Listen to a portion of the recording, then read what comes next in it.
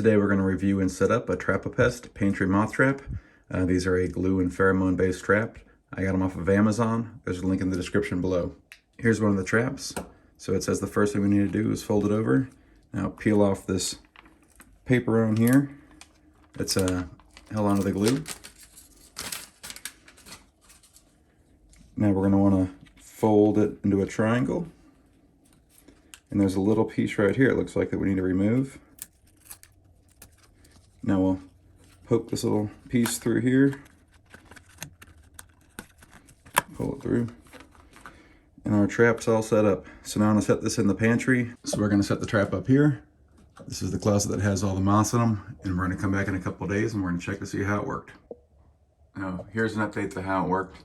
About 15 minutes after I put this thing in, I came back to check on it, and there was about 15 of these things buzzing around, even though I only saw about 2 of them in there when I put it in there initially.